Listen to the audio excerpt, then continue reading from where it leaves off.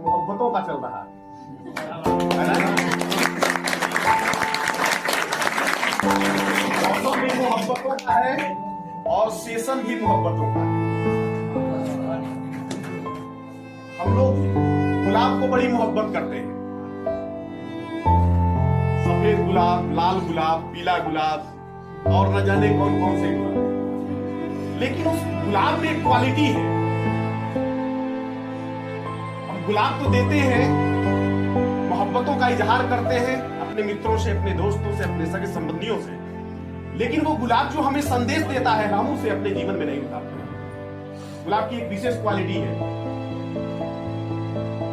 कि उसको आप मसल भी दीजिएगा ना तो आपके जीवन में खुशबू लगाएगा।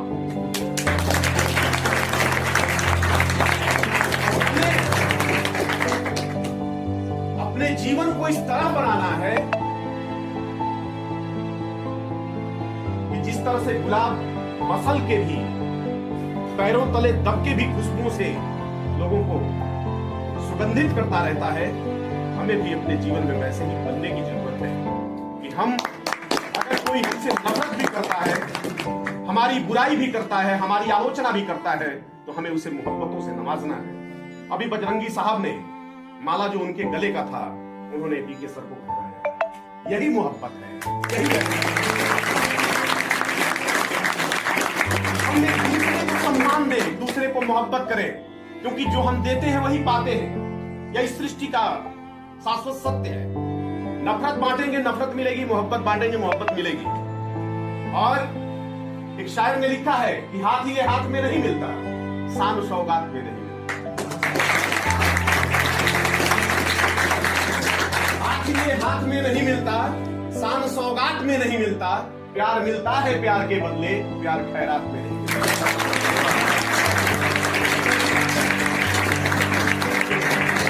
हम देंगे, स्वाभाविक है कि अगला कमियां। आप टेक्नोलॉजी की शिक्षा ले रहे हैं, कंप्यूटर की शिक्षा ले रहे हैं। अम्बेडकर साहब ने कहा था कि अज्ञानता गुलामी का खाद है, गुलामी की खाद है अज्ञानता। और लॉर्ड कर्जन जब भारत में वायसराय बन के आया था 1899 में, पहली बार उसको नियुक्त किया गया यूनाइटेड किंगडम के द्वारा। भारत में जब वो आया, सबसे युवा भारत का वायसराय था। 39 वर्ष की अवस्था में उसको नियुक्त कर दिया गया। 1905 में उसने एक नीति अपनाई, फूट डालो और राज करो। जो हम लोग पढ़ते हैं ना, फूट डालो राज करो, ये लॉर्ड कर्जन की नीति है। तो 1905 में उन्होंने हिंदुस्तानियों पर लगाया और सबसे पहले बंगाल को 2 भागों में बांटा, पूरब से पश्चिम तक, उत्तर से दक्षिण तक, पूरे देश में घना घुमा। और उसने कहा कि हिंदुस्तान में सब कुछ है, केवल अशिक्षा की देन है कि पूरा हिंदुस्तान आज गुलामी की जंजीरों में जकड़ा हुआ है और उस पे हम विदेशों से आकर के शासन, क्योंकि अशिक्षा, असंतोष, अविश्वास, अंधविश्वास अपराध का जननी है। और अगर हम शिक्षित होकर भी उसी अंधविश्वास में, असंतोष में, अपराध में जी रहे हैं, तो फिर शिक्षित होने का हमारा कोई मतलब नहीं। अगर हम शिक्षित हैं तो अपनी सोच को बदलना, और सोच को बदलने में बड़ी ताकत है। देखो, किसी कार्य को करने के लिए किसी रुपए पैसे की जरूरत बाद में पड़ती है। सबसे पहले हिम्मत होनी चाहिए उस सोच को पैदा करने की। हम लोगों ने सोच को पैदा किया, बजरंगी साहब ने व्यवस्था कर दिया, हो गया, पीके गुप्ता आ गए यहां और लगातार 5 सालों से अपनी संस्था को शानदार तरीके से चला रहे हैं। आपके हाथ में कोई परेशानी होगी ना, तो डॉक्टर के पास जाएंगे, वो इसका इलाज कर देंगे। आपके पैर में कोई दिक्कत होगी, डॉक्टर के पास जाएंगे, वो उसका इलाज कर देगा। आपके पेट में कोई परेशानी होगी, आपके सर में कोई परेशानी होगी, उसका इलाज कर देगा। लेकिन वो आपके उस सोच का इलाज नहीं कर सकता है, उस नजरिए का इलाज नहीं कर सकता जो आप गलत नजर अपने जहन में बैठा कर बैठे। हमारी सोच जब सकारात्मक होगी, समस्याएं हल्की हो जाएंगी। हर किसी के जीवन में समस्या है, पोल की तरफ देखोगे तो समस्या अपने अपना काम करते जाओ। और सोच जब सकारात्मक होती है तो हमारा बल चौगुना बढ़ जाता है। मैं एक बाइबल की छोटी सी कहानी कह के अपनी बात खत्म करता हूं। डेविड और गोलियत नाम का एक प्रसंग है बाइबल में, छोटा सा। उसमें डेविड नाम का एक गड़ेरिया है जो भेड़ों को चराता है, और गोलियत नाम का एक राक्षस है। वो राक्षस जिस क्षेत्र में रहता है कोई उधर जाता नहीं, जो भी जाता है उसे वो मार के खाता है। एक दिन डेविड अपने भेड़ों को चराते हुए उसी रास्ते में जा रहा था। लोगों ने बोला क्या परेशानी है? लोगों ने कहा कि इधर गोलियत नाम का राक्षस रहता है, जो भी उधर जाता है वो मार के खाता है। डेविड ने कहा कि क्या आप लोग ये कोशिश नहीं करते हैं कि उसे मारा जाए, उसे भगाया जाए यहां से? लोगों ने कहा कि वो इतना विशाल है कि उसको मारा ही नहीं जा सकता है। तो छोटा सा लड़का, भेड़ चराने वाला, उसकी सोच देखिएगा। लोगों ने कहा कि वो इतना विशाल है कि उसको मारा नहीं जा सकता।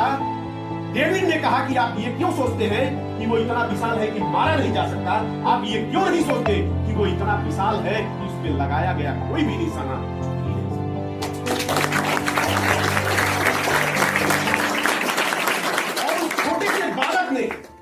अपने गुलेल, जिसको गुर्देल हम लोग देहात में कहते हैं, अपने गुलेल से गोलियत राक्षस को मारकर धराशायी।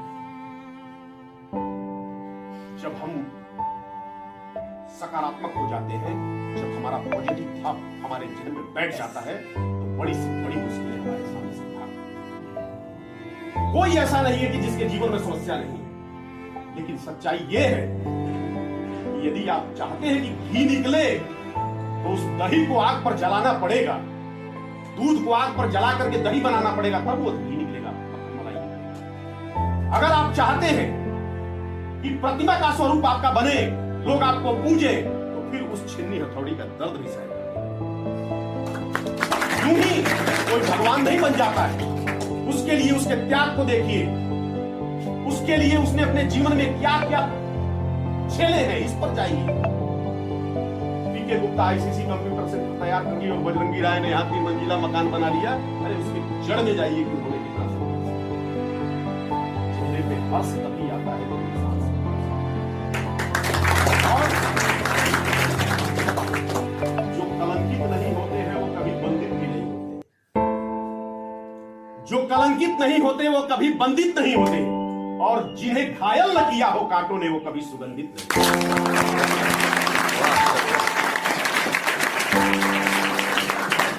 गुलाब का सुगंध पैदा करना है तो कांटों के बीच से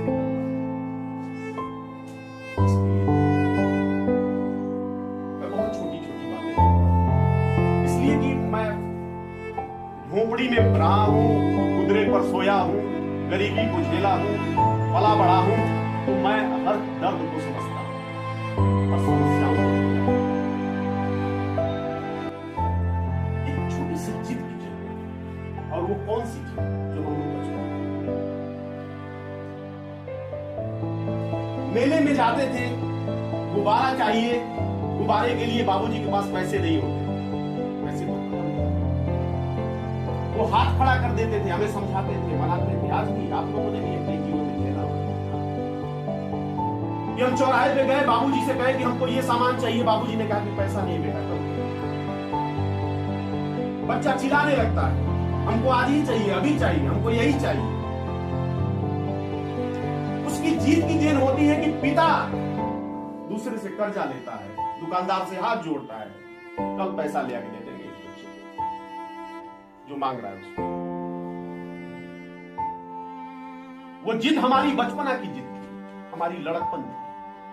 हमको समझ नहीं था कि हम अपने बाबूजी से पैसा, कोई सामान मांग रहे हैं तो कहां से ले आके देंगे, लेकिन हमारी जिद के कारण वो पूरा करते हैं, चाहे यत्न कुछ भी करते हैं। आप सोच के देखिए, जो जिद हम बचपन में पकड़ते थे, अगर जीवन के किसी टारगेट को पूरा करने के लिए अगर वही जिद हम आज पैदा कर दे तो क्या वो टारगेट हमें मिलने से रुक पाएगा? अब तो उसको पाए। अगर बचपन की उस जिद के कारण बाबूजी को विवश होकर वो टारगेट देना पड़ता था, तो क्या हम वो जिद अभी पैदा कर लें तो जीवन का जो हमारा लक्ष्य है। मेरे घर के सामने एक तालाब है, कभी तालाब को उस पर रहते हैं, उस तालाब के इस पर रहते हैं। घर मेरा आसपास है। हम लोग बचपन में भादों के महीने में मेढक जब बाहर आते थे तो बाबूजी से पूछते थे कि मेढक कहां से आओ? तो बाबूजी कहते थे कि जमीन में रहते हैं सब, और जब बारिश आता है तो बाहर आ जाते हैं, और जब बारिश खत्म हो जाती है तो फिर वापस चले जाते हैं। विज्ञान कहता है कि मेढक कितना भी नीचे जमीन के चला जाएगा वो मर नहीं सकता है, लेकिन उसी मेढक को दही के भगोने में डाल दिया जाए तो निश्चित मरेगा। दो मेढक दही के आधे भरे हुए भगोने में गिर गए। पहला तो इसलिए मर गया कि मरना ही है, दूसरा सोचा कि जब मर रहे हैं तो एक छोटा सा प्रयास करके देखते। एक मर गया, दूसरा प्रयास करने लगा कि जब मरना निश्चित है तो एक कोशिश करके देखिए। उसने कोशिश करना शुरू किया और अपने पैर उसमें हिलाना शुरू किया। पैर को इतना तेज तेज से हिलाने लगा कि उसमें मक्खन का लोना बन गया और मक्खन 4 इंच ऊपर है। उसी पर मेढक बैठ करके